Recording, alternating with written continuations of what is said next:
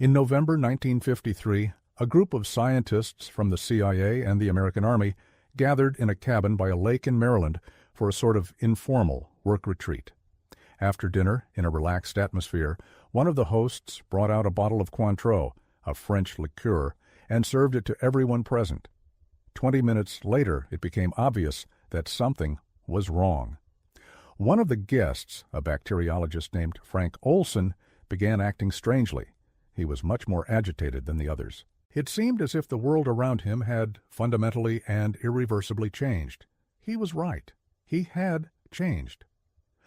Unbeknownst to anyone, Cointreau had been secretly adulterated with a substance the CIA had been studying for months, a drug few Americans knew about at the time, and one that would change the culture of an entire country: LSD. In the following days, Olson returned home. He refused to eat. He barely spoke to his wife and children. He was distant, tormented, visibly breaking down inside. His superiors took him to New York to see a doctor, but the doctor in question was an allergist who secretly worked as a consultant for the CIA. In the early morning of November 28, 1953, Frank Olson was found on the sidewalk in front of the Statler Hotel in New York City. He had fallen from the 10th floor. The government declared suicide. For 22 years, Olson's family believed this version of events.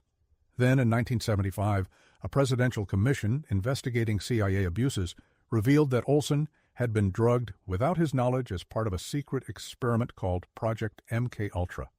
When Olson's son had his father's body exhumed in 1994 for a new autopsy, the medical examiners found something the original report had omitted: a bruise on the temple, consistent with a blow to the head before the fall. The question that haunts the Olson family to this day is not whether he was drugged by the CIA. This has been proven. The question is, did he fall or was he pushed? Welcome to Files Undercover, the channel where we delve into the most dangerous operations, the most buried secrets, and the stories governments would rather you never know. Today's story is Project MKUltra, how the CIA turned citizens into guinea pigs. To understand why the CIA embarked on a program that violated the fundamental rights of hundreds, perhaps thousands, of Americans, you need to understand the state of panic the agency was in during the early 1950s. The Korean War was over. And during the interrogations of returning American prisoners of war, something disturbing had caught the attention of intelligence analysts. Some of these soldiers had made extraordinary confessions while in captivity.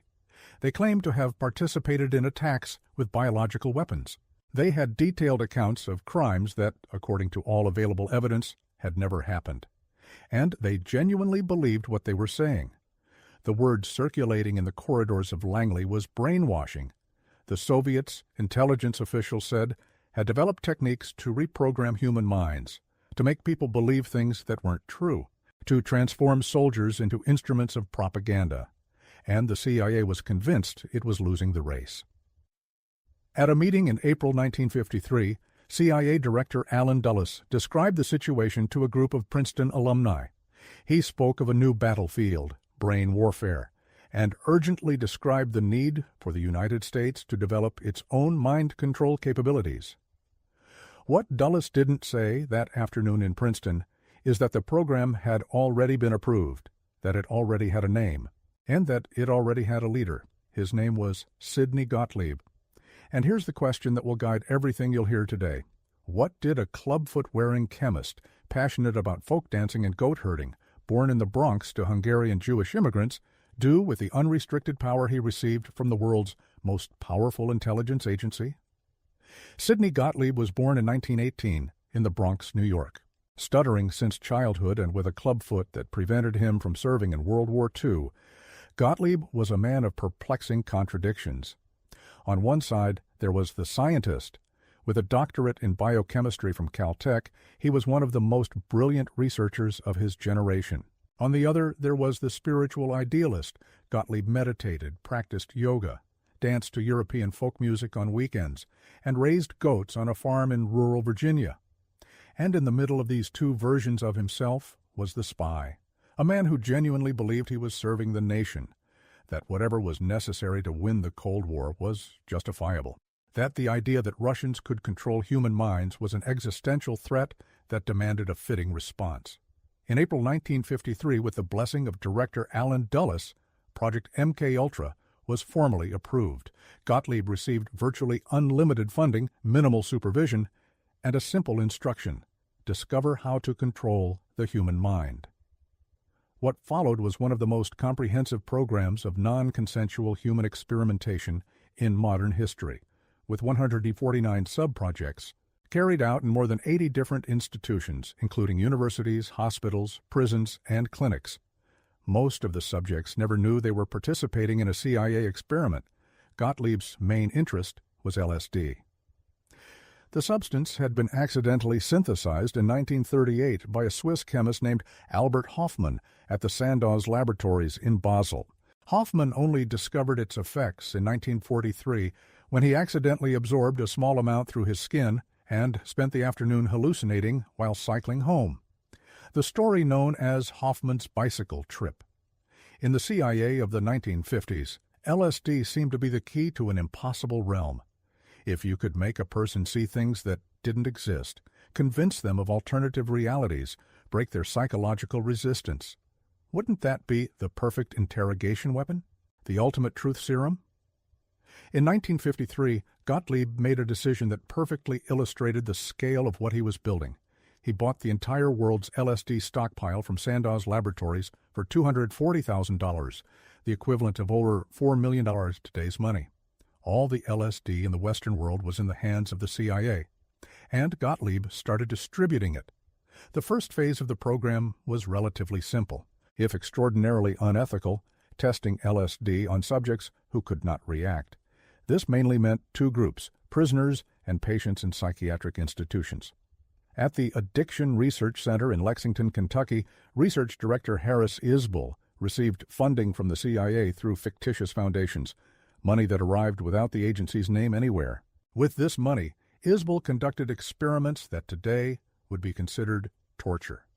In one documented case, 7 patients with substance abuse problems, mostly black and poor, received LSD daily for 77 consecutive days. When they built up a tolerance to the drug, Isbell simply doubled, tripled, and quadrupled the doses. In another experiment, a single patient received LSD continuously for 174 consecutive days. When a CIA officer described who the subjects of these tests were, he used a phrase that captured the perverse logic of the program: people who couldn't fight back. But prisons and psychiatric hospitals, however convenient they were for the CIA, had a limitation. The subjects knew they were being watched, that they were in an institution, that there were guards and doctors around. This, for Gottlieb's purposes, tainted the results. What he wanted to know was, how does an average person react to LSD when they have no idea they've been drugged? In an everyday setting, in a normal social situation? The answer was Operation Midnight Climax. In the mid-1950s, the CIA established a network of safe houses in San Francisco, Marin County, and New York. The most famous was located on Chestnut Street in San Francisco, a 6-bedroom duplex decorated with mirrors and reproductions of the French painter Toulouse-Lautrec. What no one who entered that house knew was that all the mirrors were actually double-glazed windows, behind which CIA agents observed and recorded everything that happened.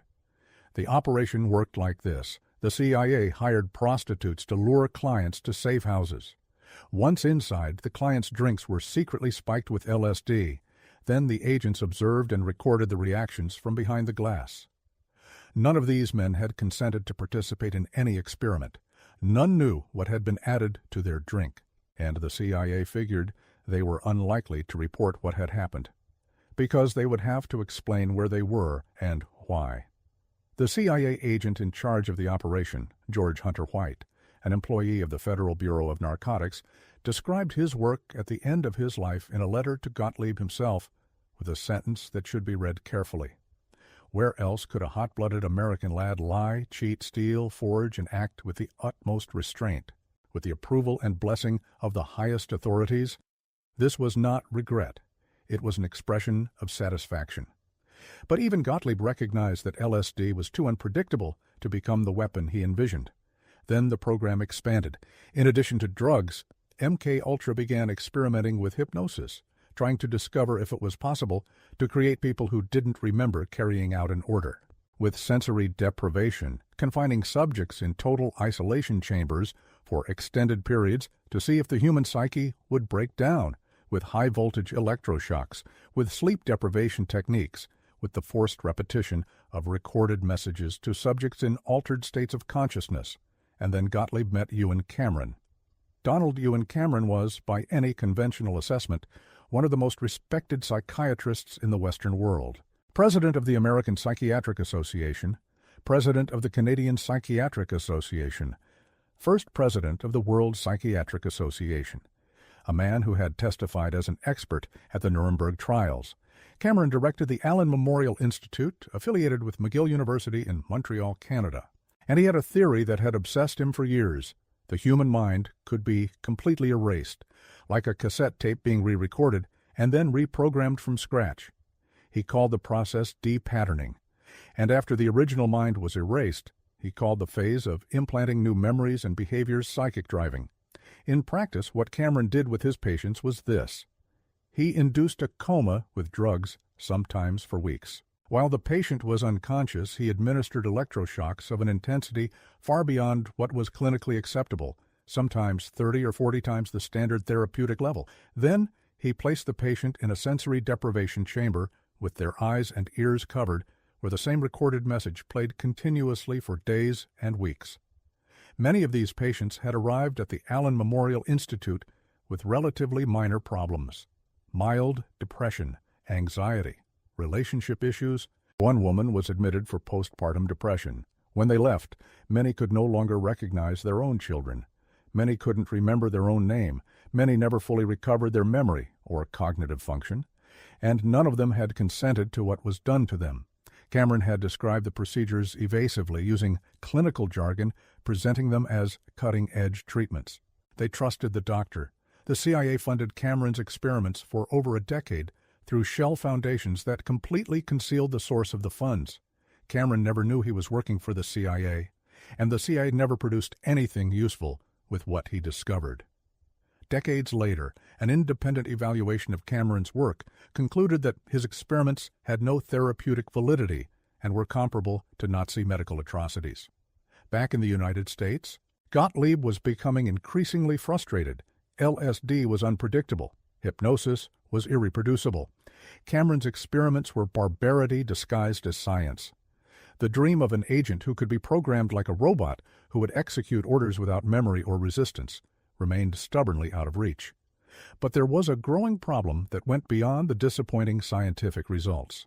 The experiments were spreading, and the subjects were beginning to react in ways the CIA hadn't anticipated. In 1953, Frank Olson was a bacteriologist working in the biological warfare laboratories at Fort Detrick, Maryland. He knew the deepest secrets of the MKUltra program. He had witnessed and possibly participated in experiments that had deeply disturbed him. That night in the lakeside cabin in Maryland, when Gottlieb adulterated the Cointreau, Olson was affected far more intensely than the others present. In the following days, he told colleagues that he had made a terrible mistake. He told his wife that he was thinking of leaving the CIA. From the agency's point of view, a man who knew as much as Olson, who was psychologically disturbed and talking about leaving, was a security threat.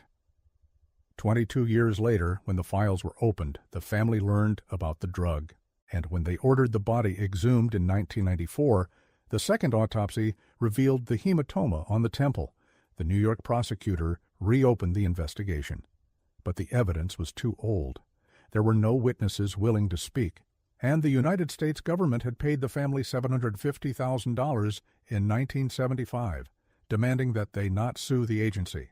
Frank Olson's case officially remains unsolved, but Olson's death was only the most well-known consequence of the program. The Church Committee report, the Senate investigation that later exposed MKUltra, formally admitted that at least one death had resulted directly from the experiments. And researchers believe the real number is significantly higher, impossible to confirm because in 1973, Richard Helms, then director of the CIA, ordered the destruction of all MKUltra files. Before discussing the program's collapse, It's necessary to recount one of the most extraordinary ironies of this entire story. Remember that Gottlieb had bought the world supply of LSD and distributed it to hospitals, universities, and clinics through fictitious foundations? Many of the researchers who received this LSD used it in experiments with volunteers. And these volunteers, who participated freely without knowing they were being funded by the CIA, had experiences they described as profound, transformative, and spiritual. And they told their friends. Ken Kesey, who later wrote One Flew Over the Cuckoo's Nest, received his first LSD in a CIA-funded experiment at Stanford University. Robert Hunter, the lyricist for the Grateful Dead, did as well. Allen Ginsberg, the most important poet of the Beat generation, took LSD for the first time in a CIA-linked experiment. Sidney Gottlieb, the man who hoped LSD would be the key to controlling the human mind and subduing America's enemies, was unwittingly the godfather of the American counterculture of the 1960s. The drug the CIA hoped to use to dominate humanity ended up fueling a generational rebellion that despised everything the CIA stood for. In the words of journalist Stephen Kinzer, author of the definitive biography of Gottlieb, it was the most monumental shotgun blast that backfired on the shooter in the history of American espionage. In 1963, a CIA inspector general named John Vance discovered that the program was administering drugs to non-voluntary subjects without their consent. His report was enough to put an end to the most extreme phase of the experiments. But MKUltra was not officially shut down. It simply changed its name and methods. A program called MK Search continued researching even more powerful drugs, including BZ, a super hallucinogen developed by the American Army that caused psychosis for days or weeks. And Gottlieb remained in charge. In 1972, when he finally retired, Gottlieb personally destroyed the program's most incriminating files. But he couldn't destroy everything. In 1977, during a routine search of the CIA's inactive archives center, an employee discovered 20,000 documents that had escaped destruction, financial and accounting files that revealed the existence of 149 subprojects, 80 participating institutions, and the involvement of hundreds of researchers across the country. These documents were the foundation upon which the Church Committee, the Senate investigation, led by Senator Frank Church, built the most comprehensive case against MKUltra that history has ever known. The 1977 hearings, presided over by Senator Edward Kennedy, brought some of the former agents and researchers to testify, but most of the most important questions remained unanswered. Gottlieb testified, received immunity for his cooperation, and was never formally charged with any crime. He retired to a property in Virginia, where he resumed his activities of goat breeding, folk dancing, and meditation. In rare interviews in the following years, he described his work at MKUltra as futile and admitted that he had never come close to achieving his goal of controlling the human mind. He died in 1999 at the age of 80 in a hospital in Washington, D.C. He was never arrested. He never publicly apologized to the people whose lives he had destroyed. What remained of the MKUltra files was enough to reveal the scale of what had happened, but insufficient to tell the whole story. We know that at least 80 institutions participated: universities such as Harvard, Columbia, Stanford, and MIT, hospitals, prisons, clinics. We know that the subjects included soldiers, prisoners, psychiatric patients, drug users, and completely random citizens high on drugs in bars, restaurants, and the safe houses of Operation Midnight Climax. We know that at least some of the researchers had no idea they were working for the CIA. They believed they were being funded by legitimate research foundations. And we know we'll never know the true number of people affected, because the most complete files were destroyed on the direct orders of the CIA director. The surviving victims who attempted to sue the American government faced decades of legal obstacles. Many died before seeing any form of recognition. Some received modest compensation, usually accompanied by confidentiality agreements that prevented public discussion. The Canadian victims of Cameron's experiments at McGill University took years to get the American government to acknowledge its involvement. The CIA fought aggressively to end the lawsuits. In the end, on the eve of being forced to allow Gottlieb to testify publicly, The agency reached out-of-court settlements with the Canadian victims. The amounts paid were symbolic. The most important questions were never answered in court.